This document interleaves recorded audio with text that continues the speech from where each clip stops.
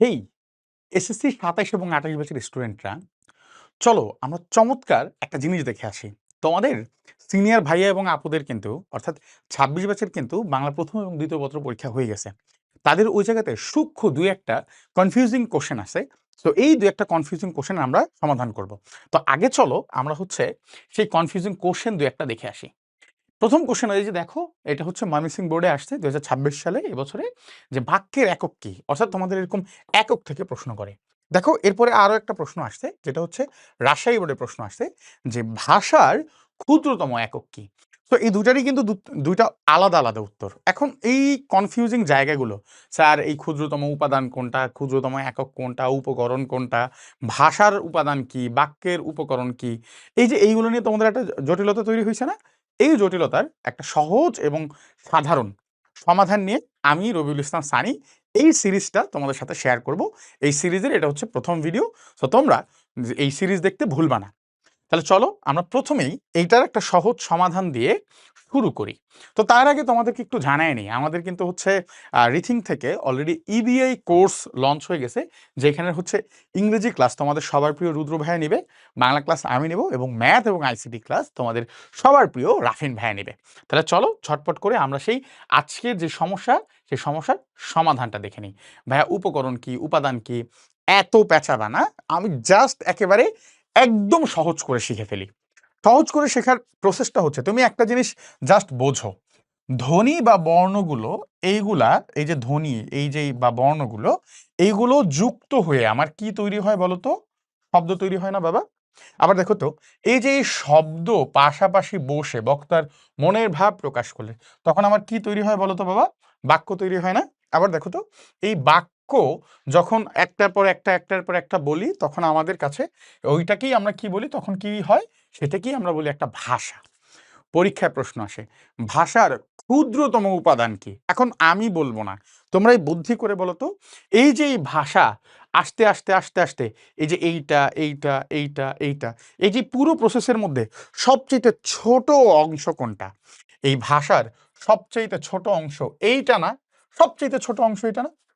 এই কারণেই পরীক্ষায় দেখবা যখন প্রশ্ন আসে তখন তোমাকে উত্তর করতে হয় যে ভাষার ক্ষুদ্রতম একক কি, তখন এটার উত্তর হয় হচ্ছে ধ্বনি। বুঝতে পেরেছো?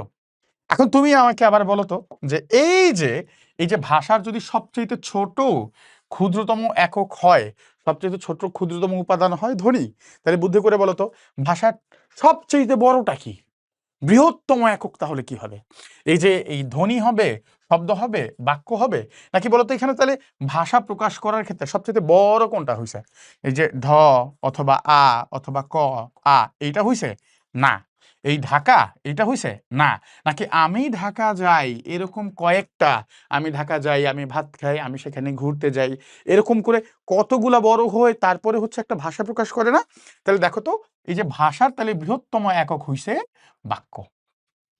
তাহলে দেখো এইটা কিন্তু পরীক্ষায় প্রশ্ন আবার মাঝে মাঝে আসে।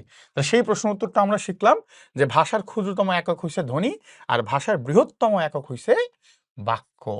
এখন একটা জিনিস খেয়াল করবা, পরীক্ষায় আরো একটা কোশ্চেন আসে, উপাদান আর উপকরণ। এই জিনিসটা আমরা আবার কনফিউজড হই। মনে রাখবা একবারই সহজ করে, কি মনে রাখবো? উপাদান হইছে যেটা সবার মধ্যে থাকে। উপাদান কি? যেটা সবার মধ্যে বিদ্যমান থাকবে, যাই কিছু বানাইতে যাব সেই জিনিসটাই লাগবে।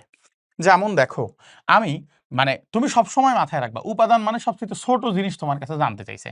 অর্থাৎ ভাষার উপাদান হইছে ধ্বনি বা বর্ণ, বাক্যেরও উপাদান হইছে ধ্বনি বা বর্ণ, শব্দেরও উপাদান হইছে ধ্বনি বা বর্ণ। উপাদান মানেই সবচেয়ে ছোটটা তোমার কাছে চাইছে। কিন্তু তোমাকে যদি বলে উপকরণ কি, তাহলে উপকরণ সবসময় ইমিডিয়েট আগেরটা হবে। উপকরণ কি হবে বাবা? আগেরটা হবে, ইমিডিয়েট আগেরটা। ভাষার উপকরণ হইছে আমার তাহলে বাক্য, আবার বাক্যের উপকরণ হইছে আমার শব্দ, আবার শব্দের উপকরণ হইছে ধ্বনি বা বর্ণ। দ্যাটস মিন আমি যখনই হচ্ছে শব্দ তৈরি করতে যাব তখন আমার এইটা লাগবে, যখন আমি বাক্য তৈরি করতে যাব তখন আমার হচ্ছে এই শব্দগুলো লাগবে, যখন আমি ভাষা তৈরি করতে যাব তখন আমার বাক্য লাগবে। কিন্তু এই সবগুলার মধ্যেই অবশ্যই বিদ্যমান আছে কি বলতো? এই যে ধ্বনি বা বর্ণ। এই দ্যাটস মিন এই সবগুলার মধ্যে যে বিদ্যমান আছে সবচেয়ে এই ক্ষুদ্রতম জায়গা, ক্ষুদ্রতম অংশ, সেটাকে আমরা বলতেছি কি? ধ্বনি বা বর্ণ। আর ইমিডিয়েট আগেটাকে বলছি আমরা উপকরণ। আমি কি বুঝাইতে পারছি? একবারেই সহজ। আরো একটা জিনিস তোমাদের কনফিউশন ক্লিয়ার করি। বাক্যের দেখো জিজ্ঞাসা করছে বাক্যের একক কি? বাক্যের সংজ্ঞাটা বললে আমাদের বুঝতে সুবিধা হবে বা পদের সংজ্ঞাটা বলে আমাদের বুঝতে সুবিধা হবে।